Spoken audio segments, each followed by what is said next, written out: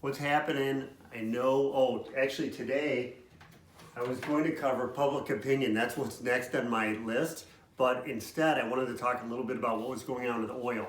And not that this is a finance class, but if you're not in a finance class, you're probably not going to hear how this all works or anything like that. And it's so important to the U.S. economy. So I was like, let's just talk for a few minutes about oil. You may have heard that today oil went negative, which meant they were paying somebody to take their oil off their hand for them. That's crude oil, unrefined, has to be cleaned up, all that sort of thing. But they were paying people to take it away from them. You're like, how could that possibly be happening? Especially considering yesterday it was trading at like $20, and then today they were paying like $35 for somebody to take it away. So this is what happened with it. When you're talking about oil futures, which trade down at the Chicago Mercantile Exchange, you're looking at each month expiration. And so tomorrow is when May expiration is. Then there's June expiration after that, July, and every month there's this trading going on with oil. And so tomorrow is May expiration. The issue is that there's an oversupply of oil, right? There's a glut of oil. There's just too much oil because nobody's driving cars, nobody's flying airplanes, trucks are slowing down, all that sort of thing. And so there's just too much oil in the system. So they don't have any place to store it now.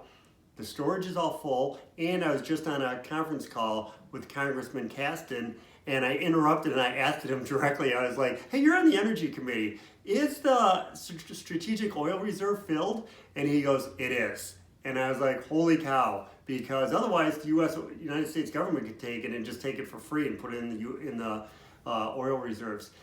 In addition to that, there's 40 ships coming from Saudi Arabia right now that have 40 million barrels of oil on them, and they have no place to put that. And so those things are going to be floating around out in the ocean.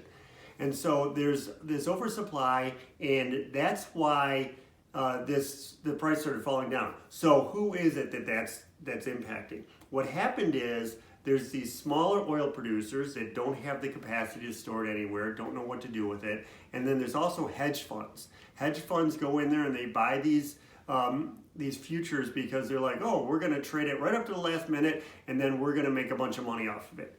But if you're trading up to the last minute and you don't have any place to put that oil, if they deliver it to you, then you got real trouble. And so it's a true deliverable. Like that oil's supposed to be like, oh, here's your oil, where do you want us to drop it off?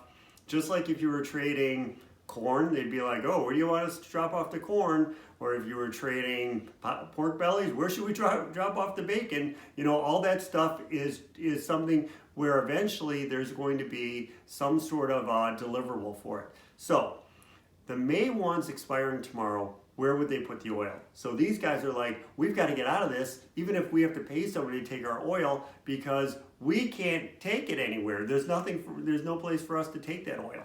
And so they have to get out of it, so that's why the price went negative. Now, at the same time, the June contract is still at around $20 a barrel. And so we've got some time before that's going to expire. And so that one, they can still wait a little while and figure out what's going on with it.